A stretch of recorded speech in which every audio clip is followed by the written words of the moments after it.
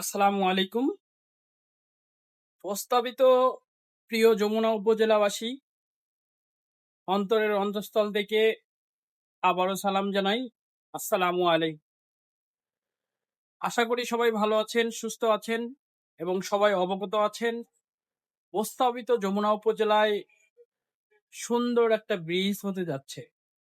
সেই ব্রিজটা কিন্তু অবশ্যই বেটুয়া দিয়েই হবে।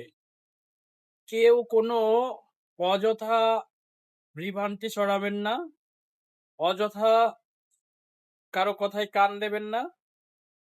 কিছু লোক, কিছু দক্ষিণ অঞ্চলের কিছু লোক, কিছু ভাই ব্রাদার উস্কানিমূলক এবং বিভ্রান্তিমূলক ভিডিও বানিয়ে তারা সোশ্যাল মিডিয়াতে ছড়াচ্ছে।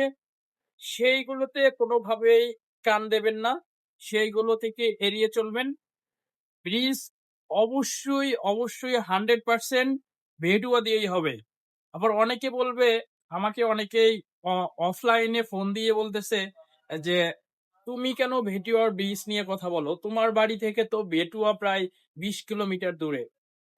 তো তখন আমি তাদেরকে প্রশ্ন করেছি যে, শুধু নিজের স্বার্থটা দেখলে হবে না। তাহলে কিন্তু আমি যদি এইটা ভাবি যে আমার বাড়ি 20 কিলোমিটার দূরে, আমি কেন ভেটুয়া ব্রিজ নিয়ে কথা বলবো? তাহলে তো ঘরে বিদ্যুৎ যেরকম দিয়েছে, ঠিক সেইভাবে ঘরে ব্রিজ দিতে হবে। তার দৃষ্টান্তমূলক উদাহরণ আমি সবসময় বলে আসছি, দৃষ্টান্তমূলক উদাহরণ হলো পদ্মা সেতু। পদ্মা সেতু থাকা সত্ত্বেও কিন্তু অনেকেই লঞ্চ, ফেরিঘাট দিয়ে পার হচ্ছে। সেই উদাহরণস্বরূপ সেরকমও কিন্তু আমাদের চরে যদি ব্রিজটা হয়, বেটুয়া দিয়েও যদি হয় অথবা রূপসা দিয়েও যদি হয়, যারা বলতেছেন যে রূপসা দিয়ে হবে, কিন্তু কখনোই রূপসা দিয়ে ব্রিজ হবে না। ভেটুয়া দেওয়া হওয়ার পরেও কিন্তু দেখা যাবে ৬ নম্বরের আশেপাশে বা আমাদের বাড়ির আশেপাশে আমরা এই যে কিনিরবার, আ খুকসা, জজিরা এই দিকের মানুষ কিন্তু প্রায় দেখা যাবে যে সেই নৌকা দিয়েই যাতায়াত করবে। তো আমি সেটার উদাহরণস্বরূপ দৃষ্টান্তমূলক উদাহরণ সবসময় দিয়ে থাকি যে এই ব্রিজের সাথে পদ্মা সেতু ব্রিজের অনেকটাই মিল আছে, অনেকটাই আ আ সংযুক্ত যে চিন্তা ভাবনা সেটাও আছে।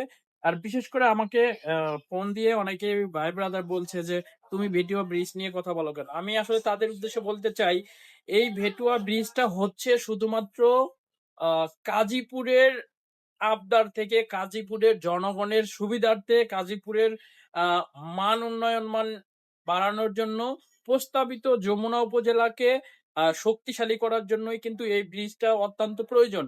আর এই ব্রিজটা বিশেষ করে আপনারা জানেন কিনা অনেকেই অবগত আছেন, চরগিরিশ এবং মুনসুরনগর ইউনিয়নটা কিন্তু কাজীপুর থেকে এখনো বিচ্ছিন্ন। আর যদি প্রস্তাবিত যমুনা উপজেলা পাশ হয়ে আসে আর এই ব্রিজটা যদি না হয়, তাহলে কিন্তু যেই বিচ্ছিন্ন আছে, এখনো যে বিচ্ছিন্ন আছে, ভবিষ্যতেও কিন্তু সেই বিচ্ছিন্ন থাকবেই। যার কারণে ভেটুয়া দিয়ে ব্রিজটা অত্যন্ত গুরুত্বপূর্ণ, যে আমাদের কাজীপুরের ২ টা ইউনিয়ন, যে চরগিরিশ এবং মুন্সিনগর ইউনিয়ন এবং সালালেশ্বর সহ দেখবেন কাজীপুর থেকে বিচ্ছিন্ন হয়ে আছে।